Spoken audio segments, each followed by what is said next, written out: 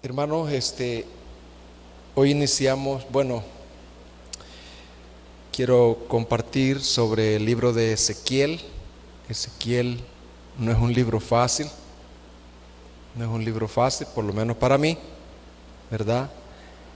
Ni muy atractivo cuando no se le ha descubierto, pero sí es un tesoro que Dios ha dejado, el libro de Ezequiel. Y hermano, yo siempre doy como un contexto para llegar al libro de Ezequiel, ¿verdad? Sé que hay algunos hermanos nuevos, 1 mes, 2 meses, 3 meses, que no han estado en las series anteriores, cuando comenzamos con Génesis. Entonces, por esa razón yo siempre doy un contexto de todo, cómo se llega al libro de Ezequiel. ¿De qué trata el libro de Ezequiel? Hermanos, en el libro de Génesis nosotros vemos a Dios como el creador de todo el universo, como el rey de todo el universo, pero vemos que esa creación se perdió. El ser humano rechazó a Dios como rey, pero Dios continúa, ¿verdad? Continúa en comunión con su pueblo a fin de él ser el rey. Hermanos, luego después de Génesis viene lo que se le llama el Pentateuco. Ustedes ya saben, Génesis, Éxodo, Levítico, Número y Deuteronomio. ¿De qué trata el Pentateuco? Hermano, estos 5 libros relatan la salida de Israel de Egipto. O sea, Dios había prometido que en la descendencia de Abraham, Dios iba a levantar un pueblo y iba a levantar a un Mesías, a un rey ahí, para que reinara. Entonces, el Pentateuco de lo que trata es de la salida de ese pueblo que estaba esclavo en Egipto, y luego también trata de las leyes que Dios le da a este pueblo para que aprendan a adorar a Dios y lo conozcan. Y este pueblo, con esas leyes, con ese carácter de Dios, pueda este pueblo ser una luz a las naciones donde iban a ir. De eso trata, podríamos decir, el Pentateuco. Luego, en el libro de Josué, trata de cómo Dios cumplió su pacto con su pueblo, introduciéndolos en la tierra prometida. Entonces, Dios usa a Josué para introducirlos ahí, y Dios cumple su pacto porque les da la tierra que Él les había prometido. En el libro de Jueces se esperaba que el pueblo de Israel obedeciera, pero en el libro de los Jueces Israel rompe el pacto. Israel, cada uno anda como bien le parecía, y así sucesivamente, hermanos, llegamos a 1 y 2 de Samuel. ¿Qué sucedió en 1 y 2 de Samuel? El pueblo se rebela contra Dios y dicen: queremos un rey como las demás naciones. Dios les da un rey llamado Saúl. Saúl hizo lo que él quiso, y entonces, hermanos, de eso trata 1 y 2 de Samuel. En su gran misericordia, Dios en 2 de Samuel levanta a David. ¿A quién levanta, hermano? Un rey imperfecto, pero un rey que traía la luz de cómo sería el Mesías, de cómo reinaría el Mesías. Y en 1 y 2 de Reyes, hermanos, principalmente habla de el reinado de 2 reyes, el rey David y el rey Salomón. En 1 y 2 de Reyes, Israel se divide: el reino del sur con 2 tribus, ¿verdad? Judá, y el reino del norte con 10 tribus, ¿verdad? Donde Dios prometió levantar al Mesías, era del reino del sur, de la tribu de Judá. Entonces, hermanos, el reino del sur, la tribu de Judá, el reino del norte es llevado cautivo por los asirios, y el reino del sur también es llevado cautivo como 100 años después a Babilonia. Y entonces es aquí donde entra el libro de Ezequiel. Cuando el reino del sur, Judá y Benjamín, fueron llevados a Babilonia por 70 años. ¿Por cuántos años, hermano? Entonces, ahí en Babilonia, Dios levanta a un profeta que se llama Ezequiel para predicarles ahí, ¿verdad?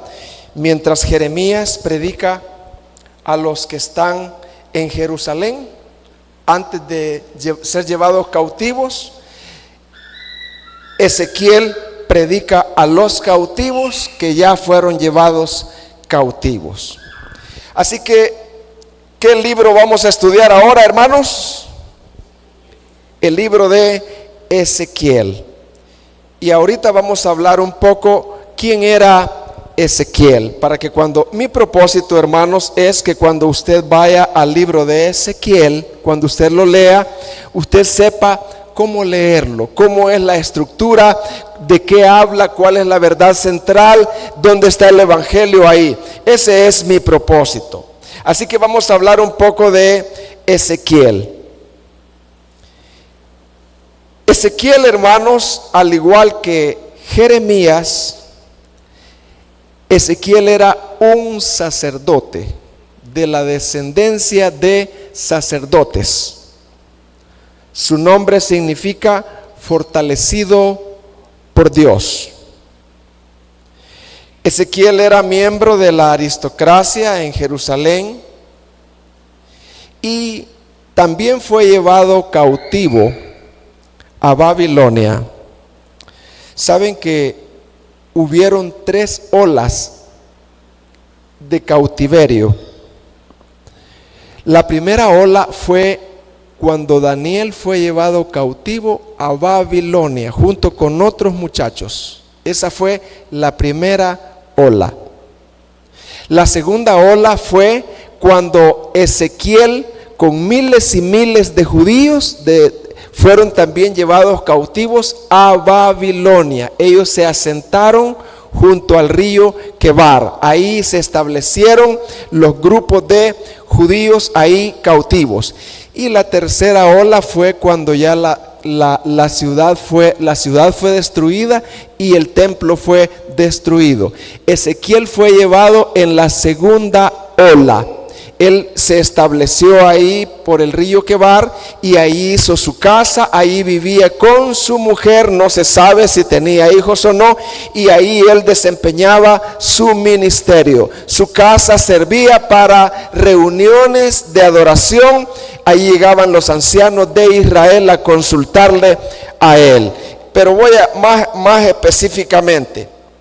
Ezequiel llegó a ser un líder de la comunidad en el exilio en Tel Aviv, en las márgenes del río Quebar.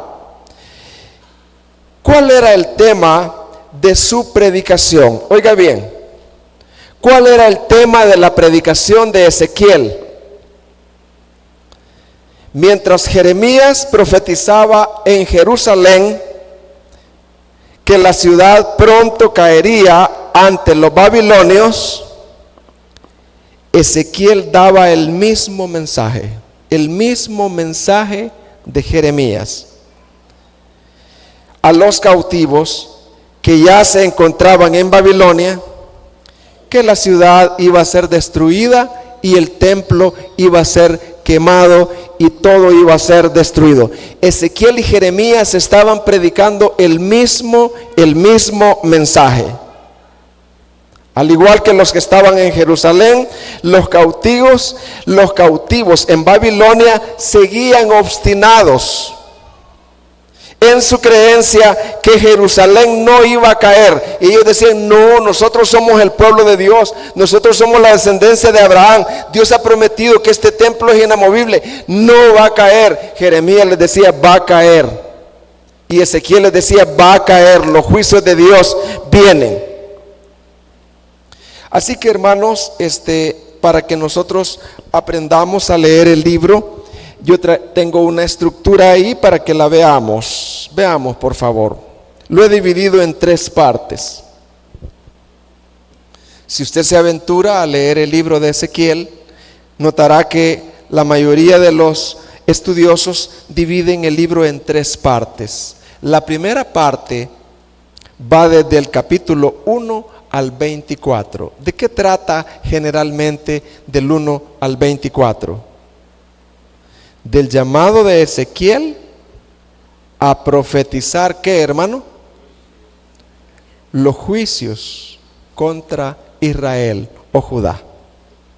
Cuando usted se aventure a leer ese libro, acuérdese que del 1 al 24 trata de las profecías de Ezequiel acerca de los juicios de Dios contra el pecado. Las predicciones de Ezequiel de que el pecado iba a ser castigado por medio de el cautiverio. Ezequiel habla mucho de que Dios es justo, Dios es glorioso y que Dios sí perdona, pero castiga la maldad. Así que del 1 al 24. La otra división de Ezequiel es del 25 al 32. Del 25 al 32. ¿De qué trata esto? Llamado de Ezequiel a profetizar juicios contra las naciones vecinas de Israel. ¿De qué trata la segunda parte, hermanos? Del llamamiento de Ezequiel a profetizar juicios contra las naciones vecinas que se burlaron de Israel. Y dice, ¡ea! Se burlaban cuando Israel estaba siendo llevada cautiva. Y la tercera parte, hermanos, trata de el 33 al 48. ¿De qué trata esa parte? Llamado a profetizar de la futura restauración. ¿De la futura qué? De la futura restauración del pueblo de Dios. Es cierto que Dios juzga, pero también Dios tiene misericordia de su pueblo. Así que, hermano, cuando usted lea el libro de Ezequiel, ya por lo menos mi idea es darle un panorama a usted, ¿verdad?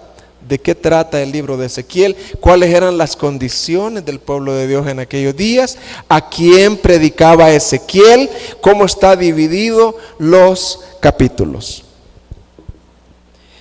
Pero fíjense, hermano, que algo bien interesante en el libro de Ezequiel, hay una frase que se repite y es: entonces sabrán quién soy yo.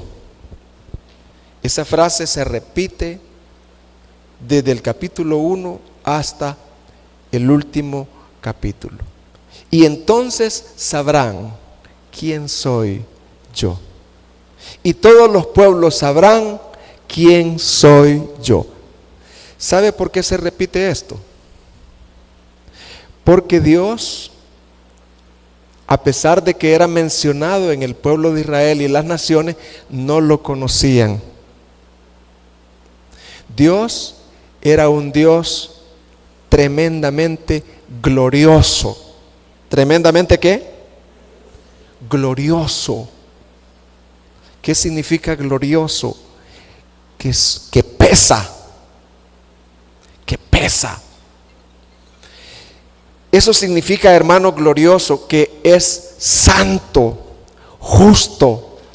Glorioso significa la multitud de los atributos santos de Dios, que Dios es santo, glorioso, justo, pero también es misericordioso. Entonces, hermanos, esa frase se repite en el libro. Entonces sabrán quién soy yo.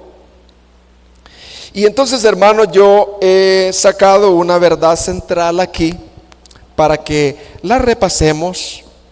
¿Cuál es la verdad central del libro? ¿Qué es la esencia del libro? ¿De qué trata el libro? La verdad central. Yo la he escrito así: Dios defiende su gloria de dos maneras.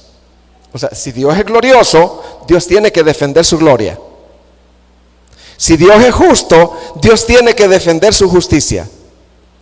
Entonces, la verdad central más o menos es así: Dios defiende su gloria de dos formas.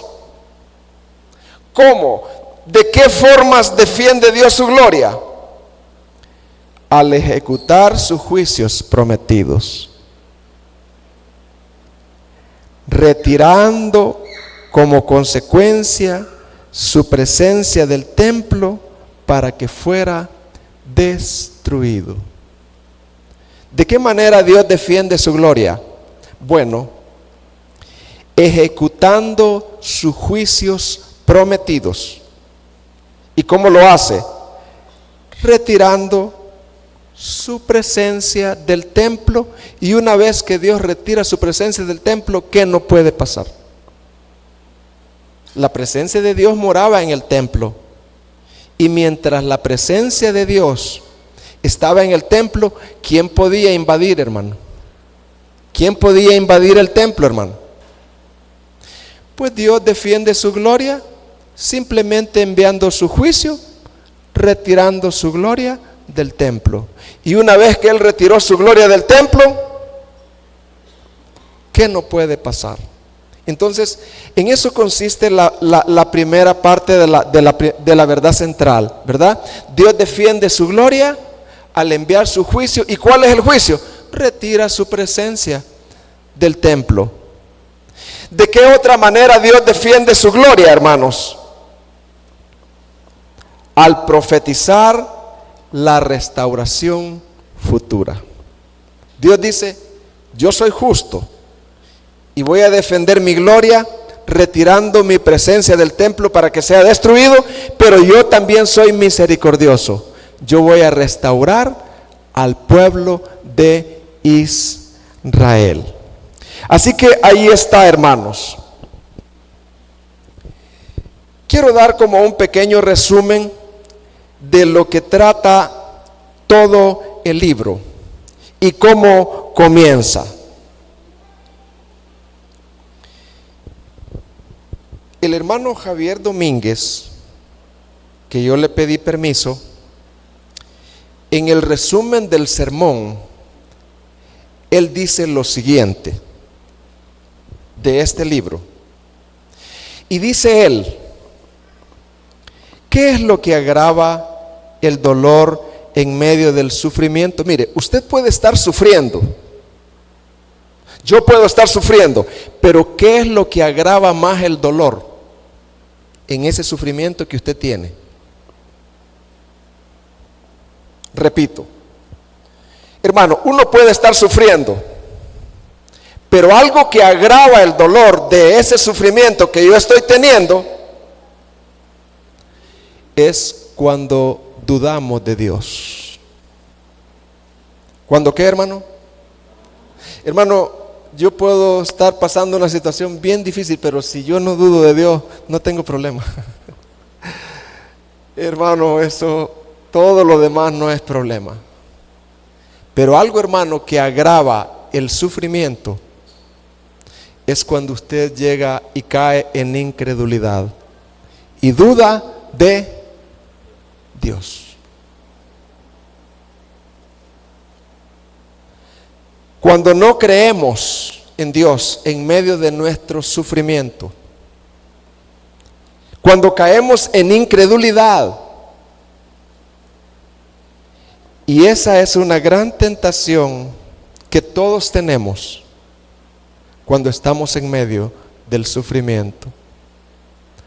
Dudar de Dios, caer en incredulidad. ¿Me estoy dando a entender, hermanos? ¿Ayuda esto a las circunstancias que usted está pasando? O sea, el problema no es el sufrimiento, no es lo que usted está sufriendo. El problema es cuando en medio del sufrimiento usted duda de Dios. Entonces eso agrava más, eso causa tristeza, hermano, eso causa terribles cosas. Ahora, ¿qué es lo que sucede cuando nosotros dudamos de Dios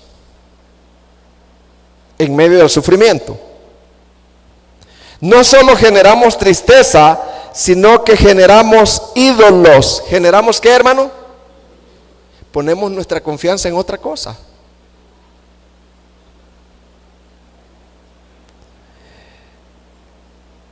Por eso en Lucas 22:32 Jesús le dice a Pedro, en buen salvadoreño, mira Pedro, vas a sufrir.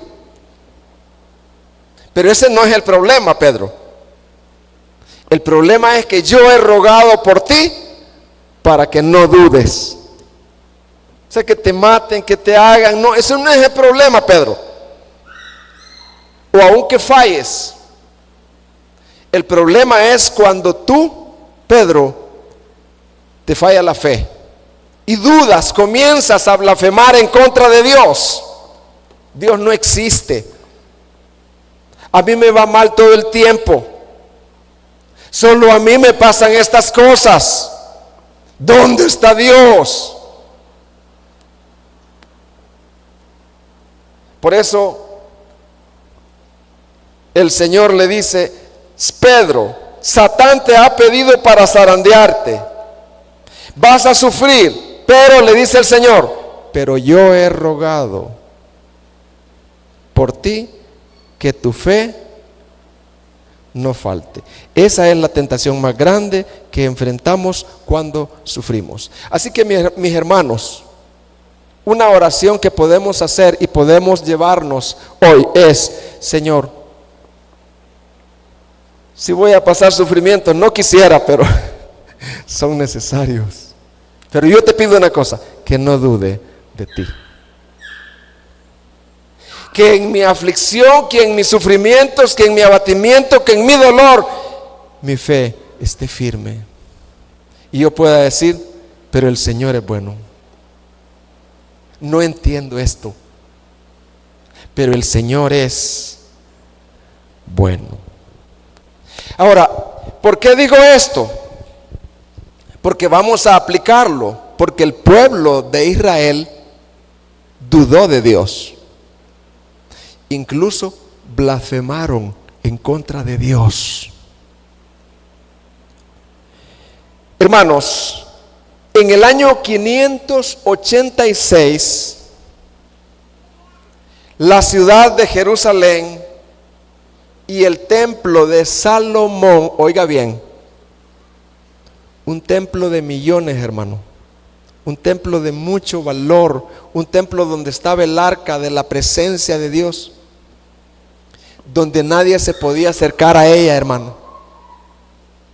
Pero no era tanto el mueble, es que ahí moraba la presencia de Dios. Pero como la presencia de Dios se fue, solo quedaron los muebles. Hermanos, el templo, todo fue destruido y saqueado por enemigos. Los muros de Jerusalén y la ciudad fue quemada, hermanos.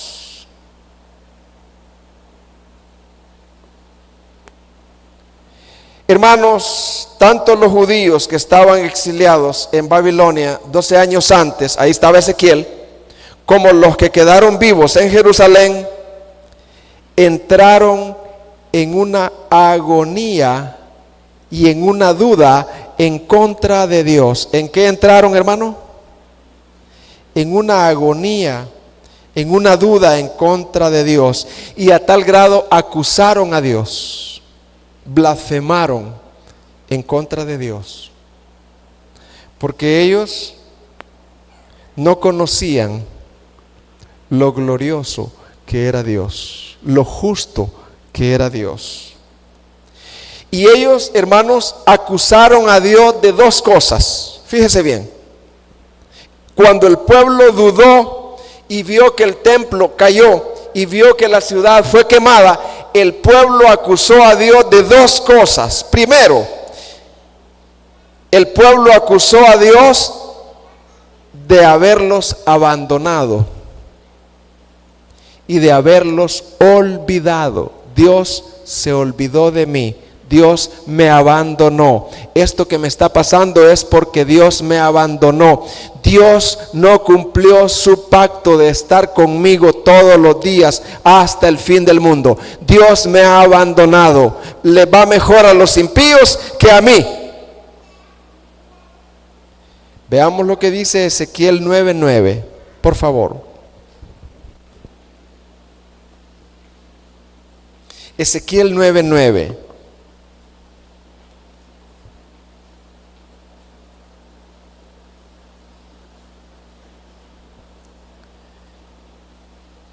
Y me dijo,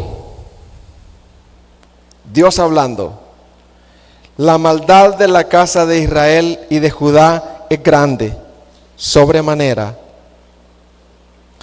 pues la tierra está llena de sangre y la ciudad está llena de perversidad. Pero aquí está la prueba. Porque han dicho, ha abandonado Jehová la tierra y él se hace del ojo pacho, Jehová no ve. Así que Dios no es un Dios cuidadoso. Él se hace de los panes. Dios nos ha abandonado. ¿De qué más el pueblo acusó a Dios en su incredulidad? De que Dios no era justo. ¿Sabe que hay veces que usted y yo hemos dicho, es que no es justo lo que me está pasando? ¿Sabe qué quiere decir? A Dios se le pasó la mano. Porque Dios tiene el control de todo. Ellos acusaron de que Dios no era justo en los juicios contra ellos. Esto que nos está pasando es demasiado, decía. No puede ser. Ezequiel 18:25.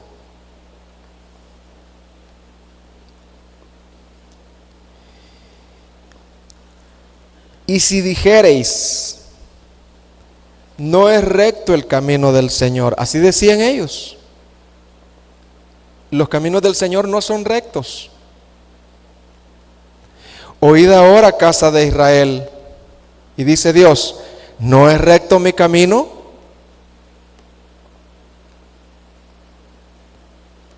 ¿No son vuestros caminos torcidos? O sea, ¿no les está pasando esto porque ustedes han violado el pacto? ¿Y se están quejando? 26, apartándose el justo de su justicia. Ustedes se han apartado de la justicia. Y haciendo iniquidad, han hecho iniquidad, les dice Dios. ¿Cómo quieren que los bendiga yo? Él morirá por ello, por la iniquidad que hizo, Él morirá.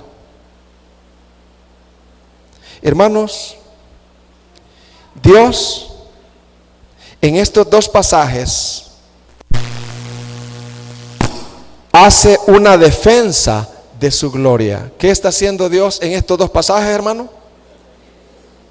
Es que Dios le dice, yo soy glorioso, yo soy justo, yo soy santo.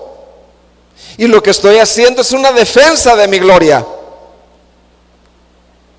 Lo que se les está pasando a ustedes es justo, lo que merecen. El templo fue destruido por el pecado de ustedes. La ciudad fue destruida por el pecado de ustedes. Yo he actuado con justicia, les dice Dios.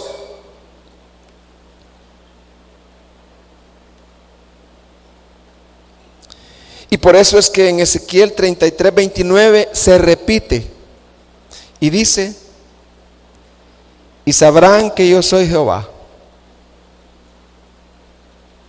cuando convierta la tierra en soledad y desierto por todas las abominaciones que han hecho. Dios, hermano, quería que el pueblo se arrepintiera. ¿Qué quería Dios del pueblo, hermanos? Que el pueblo reconociera su pecado y que dijera: Dios es justo, Dios no nos ha olvidado.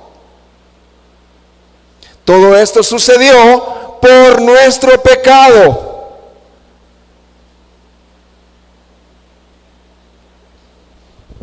Ahora, en medio de estas dudas, fíjese bien, le estoy dando un contexto de todo el libro. En medio de estas dudas, habían falsos profetas, habían verdaderos profetas. Jeremías y Ezequiel eran buenos profetas, pero en medio de eso habían falsos profetas.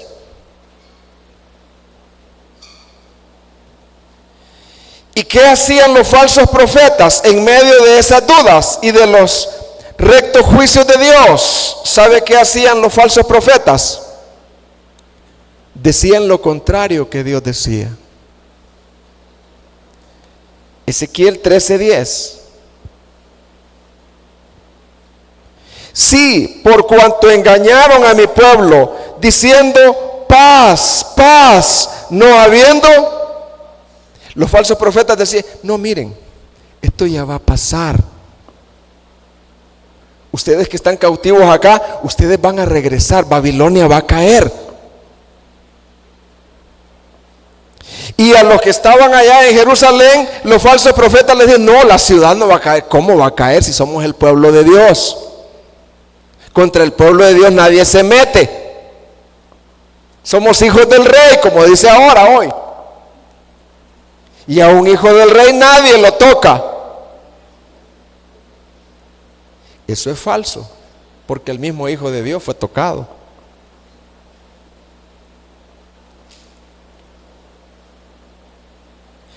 ¿A qué les llevaron las palabras falsas de los falsos profetas? Mire, hermano, siempre el falso profeta a lo que lleva es a apartarnos de la palabra de Dios. ¿A qué nos lleva el falso profeta? Y a poner nuestra confianza en los ídolos. ¿A qué lo llevaron los falsos profetas? Lo llevó a poner la confianza en su origen étnico. Ellos decían: somos hijos de Abraham, nosotros no tenemos demonio, nosotros somos los israelitas, el pueblo de Dios. Y ellos se olvidaron de que Dios era glorioso, de que al ofender su gloria, sea quien sea, Dios derrama sus juicios. Y en medio de todo eso, hermanos, Dios levantó a un profeta llamado Ezequiel para profetizarles. Y ese profeta escribió un libro en Babilonia, junto al río Quebar. El libro se llama Ezequiel. Y ese es el libro, hermano, que tiene ahorita 48 capítulos, preciosos capítulos, ¿verdad? Y hermanos, en ese tiempo no tenían capítulos, pero ahora sí. Así que, hermanos, vamos a hablar un poco del desarrollo en el mensaje del capítulo 1 al 24. Yo solamente voy a tocar algunas partecitas porque no podemos desarrollar los 24 capítulos. Nos tardaríamos quizás años. ¿De qué habla el capítulo 1 de Ezequiel? Bueno, el libro comienza primero. ¿A dónde está Ezequiel cuando recibió estas visiones? ¿Dónde está, hermanos? Vamos a ver si pusimos atención. ¿A dónde está? En Babilonia, junto a un río que se llamaba el río Quebar. Ahí está. En el capítulo 1, el libro comienza con una visión. ¿Cuál es la visión? Una visión de la gloria de Dios. En Babilonia, la gloria de Dios está en Babilonia. Y esto es muy extraño, porque la gloria de Dios debió estar en Jerusalén. ¿Dónde debió de estar la gloria de Dios, hermano? Pero está en Babilonia. ¿Qué pasó?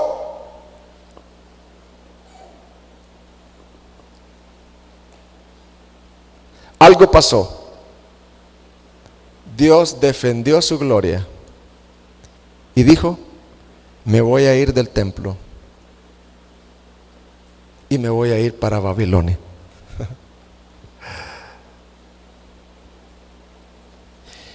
En el capítulo 2 y capítulo 3 de Ezequiel, ahí se trata del llamamiento de Ezequiel a ser un profeta en medio de un pueblo rebelde.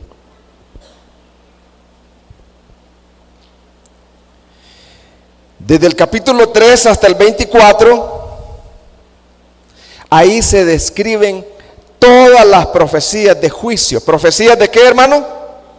De juicio. Pero cuando usted diga, y yo voy a matar, y yo voy a derribar, usted acuérdese que esos son juicios de Dios, que habla de la justicia de Dios. ¿De qué habla, hermano? La santidad de Dios se manifiesta por medio de sus juicios. Hermano, ¿es capaz que Dios mate a 2 ciudades de una vez? Sí, lo ha hecho, porque son sus juicios justos. Es la manifestación de su santidad. Dios lo hizo con Sodoma y Gomorra.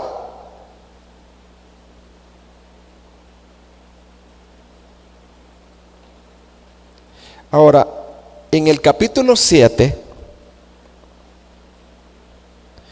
Dios les recuerda que el templo sería destruido. Pero hermano, para un judío que el templo sería saqueado, destruido y violado por extraños, eso era tremendamente una aflicción, hermanos.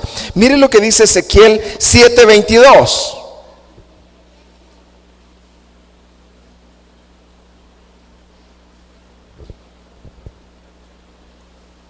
Dice: Dios defiende su gloria. Y apartaré de ellos mi rostro, y será violado mi lugar secreto, pues entrarán en él invasores y lo profanarán.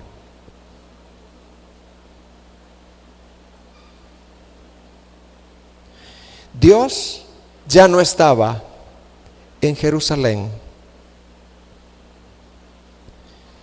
Se había ido la gloria de Dios. Ezequiel 11:23. Mire lo que dice: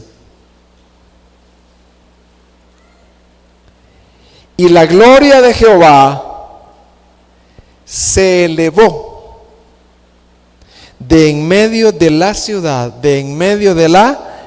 ciudad, y se puso sobre el monte que está al oriente de la ciudad.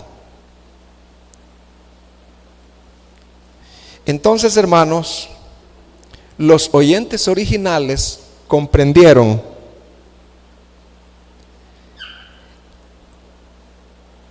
supieron que el templo fue destruido no porque Dios se había olvidado de ellos, sino porque ellos lo habían abandonado.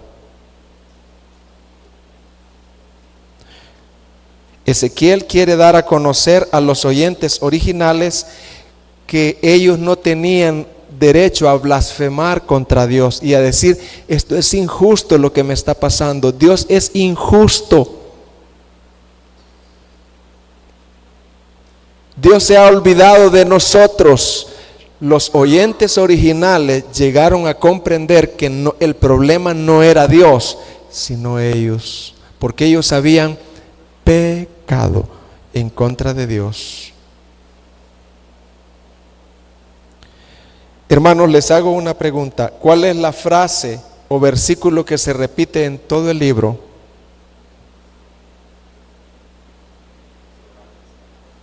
Y entonces sabrán que yo soy Jehová.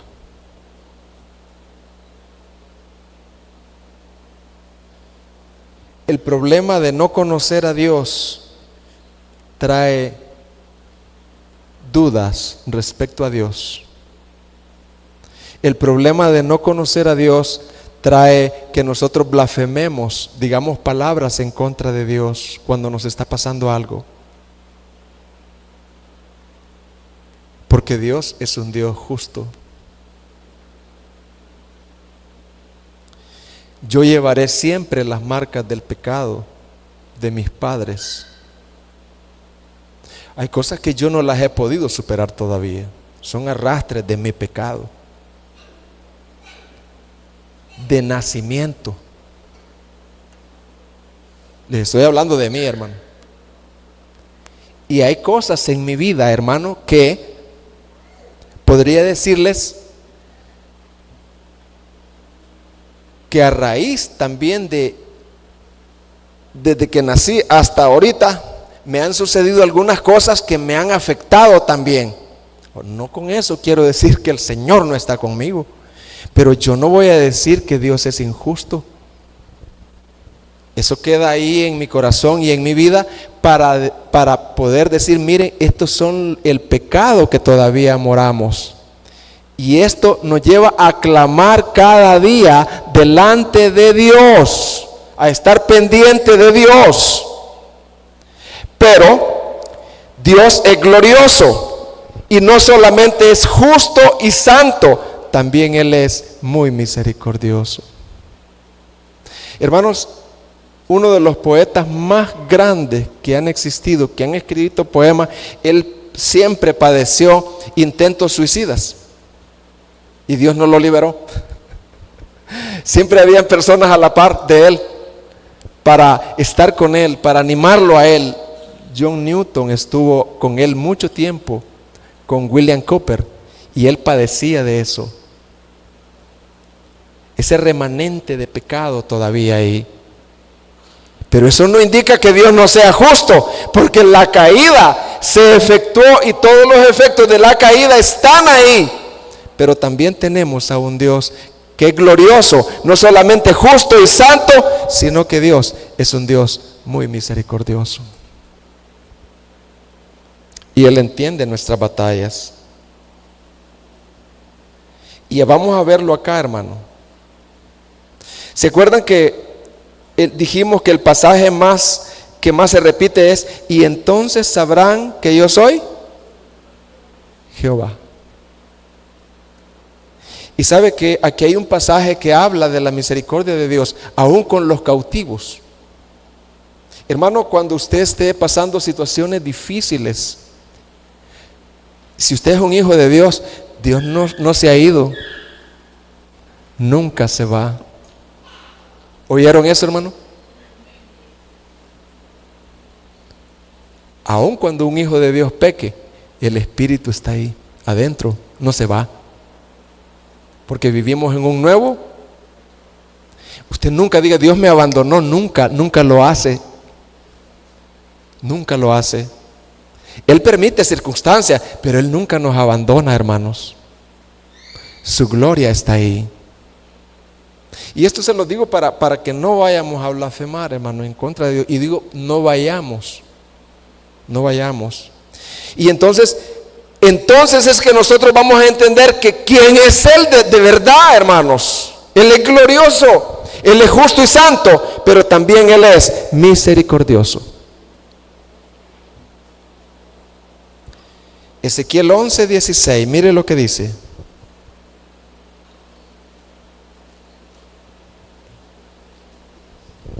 Por tanto, di así, ha dicho Jehová el Señor: aunque les he arrojado lejos entre las naciones. ¿Quién los arrojó lejos, hermano? No fue el diablo, Fue Dios defendiendo su gloria.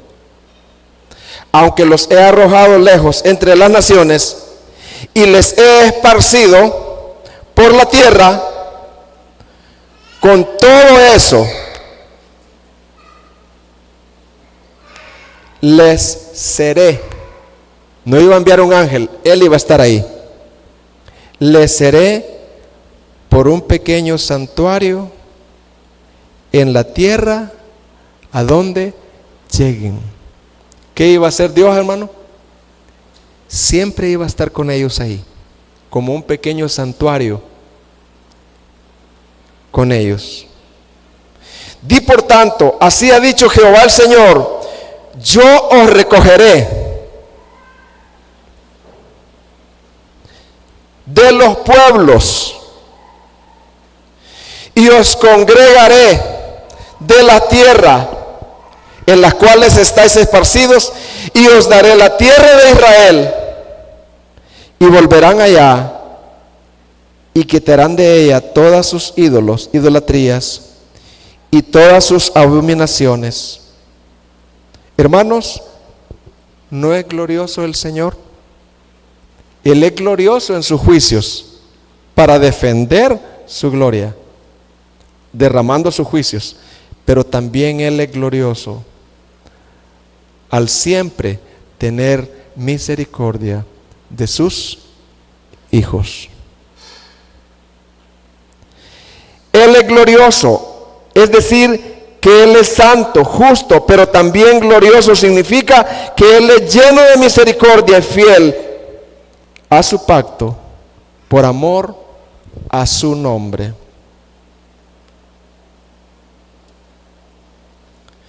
Hermanos,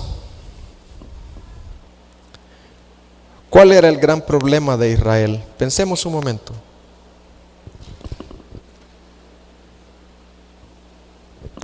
Hermanos, pensemos un momento.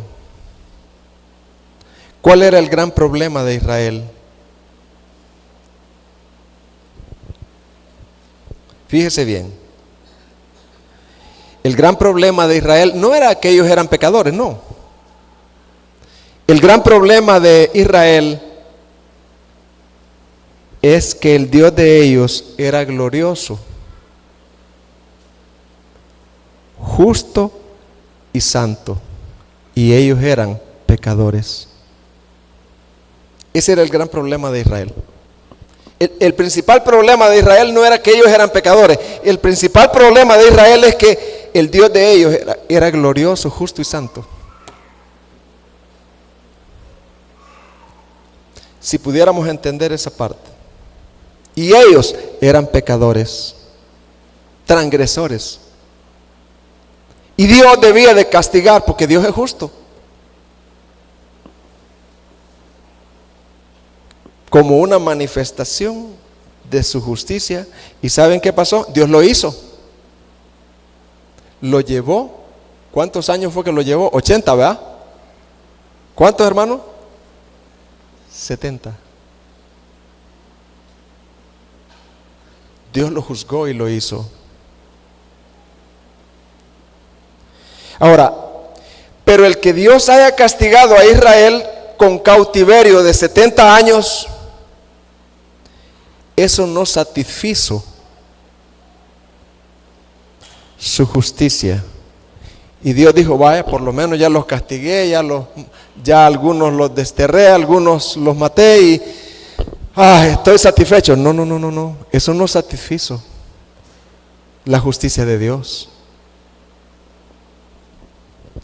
Porque para satisfacer la justicia, la gloria de Dios, la justicia de Dios que había sido ofendida, Israel debía de volverse completamente justo. Fíjese bien, para satisfacer la justicia de Dios, Israel debía de volverse completamente justo y recto y pagar con muerte, porque la paga del pecado es muerte. Vuelvo y repito. Voy a entrar acá a ver si puedo. el que Dios haya hecho justicia llevando a Israel 70 años y derribó el templo y cumplió su promesa y todo eso, eso no satisfizo la justicia de Dios. Dios no se quedó satisfecho y dijo, ahora ya los castigué y ahora ya está. No, hermano, eso no satisfizo la justicia de Dios. Porque la justicia de Dios tiene que quedar satisfecha. Porque para satisfacer la justicia de Dios, Israel tenía que volverse completamente recto, sin ídolos en el corazón. Pero Israel volvió sin ídolos exteriores, pero volvió con ídolos en el corazón. Entonces, el que Dios haya castigado, el que Dios haya llevado cautivo 70 años, no satisfizo la justicia de Dios. Israel tenía que ser un pueblo tremendamente justo y pagar con muerte por lo que había hecho. Pero Israel no lo hizo.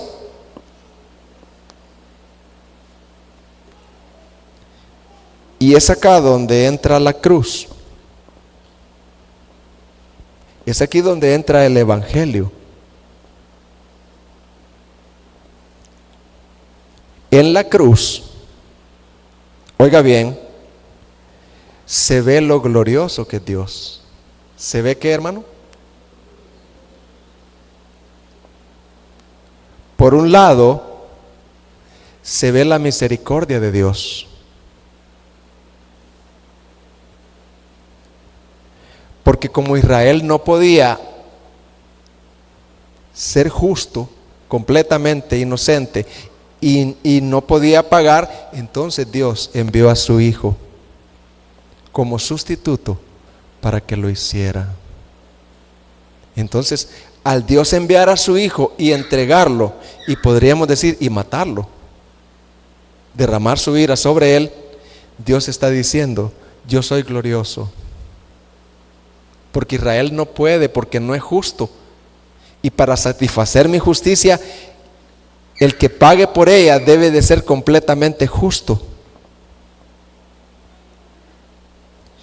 Y lo otro es que en la cruz no solamente se ve la misericordia de Dios, se ve la justicia de Dios, porque Dios castigó a su Hijo.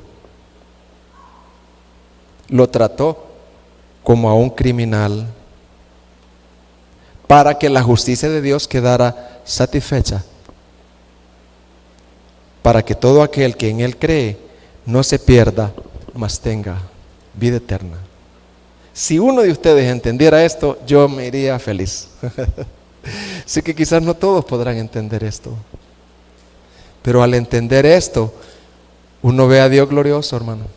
Uno no ve como cualquier Dios, no, uno lo ve glorioso. ¿Cómo lo ve, hermano? Un Dios justo, santo, pero también lo ve como un Dios misericordioso. Y hermano, cuando uno conoce a ese Dios, el corazón se ablanda, el corazón cambia. Hermanos, podemos alabar a Dios, a ese Dios de Ezequiel. ¿Entiende por qué se repite la frase?